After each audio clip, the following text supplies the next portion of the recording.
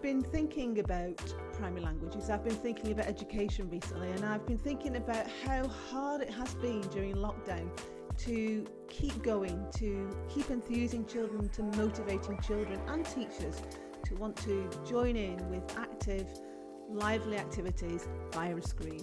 And I think it's time to have fun. And I'm going to suggest something perhaps before Easter that you might like to do in your schools, and that is to have a chocolate challenge.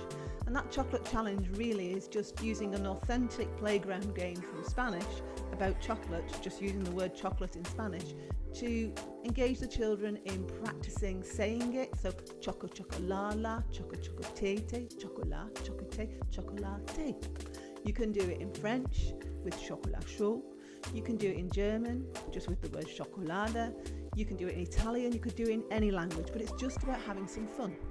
And then it made me think about how really you could engage the whole staff in this. And it might be a way of giving the staff time to have a little bit of downtime with the children, something fun to do, something that everybody can share and celebrate Easter by. And it could possibly sow some seeds where staff want to know more about learning a language. When they see that it involves recall, memory, physical activity, speaking in another language, but not too challenging when you speak in another language, and how much fun the children across the whole school will have by doing this. So then it led me to think about building sustainability in your primary schools. Now, I've been teaching in primary schools for a very long time, and what I have learned wherever I've gone and with whoever I've been working, once as a teacher, then as a trainer, then as a consultant, now running Primary Languages Network, is that you've got to make it accessible for the staff, and it's got to have some meaning, it's got to be worthwhile, and there's got to be an element of release and fun. So the chocolate challenge would be a perfect example, but I think there's a challenge you could perhaps have a go at when you come back after Easter, and that's sunflowers.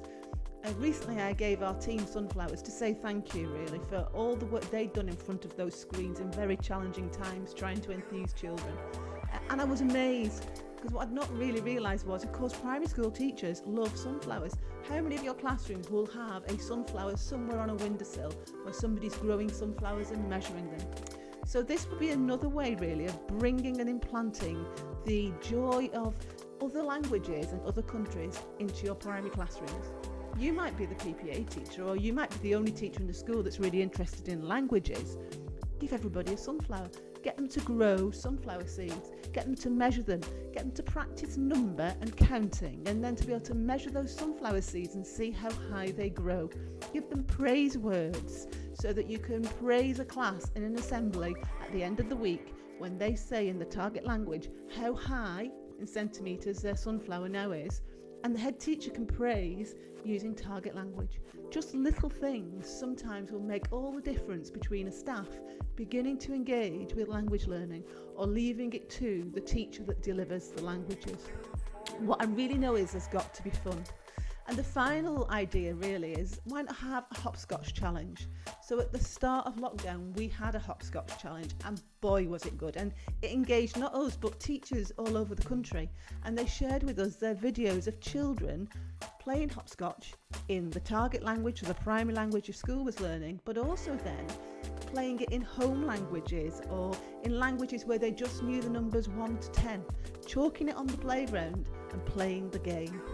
Now, I think that will be another way of engaging your staff, and I hope you can see by these very practical suggestions that you can take away and use, that you can bit by bit begin to push the agenda in your schools so that staff want to join in. You can build some sustained interest, and you still are promoting the idea that primary languages are part of the whole school curriculum and they are fun. I hope there's some ideas here that you can take away.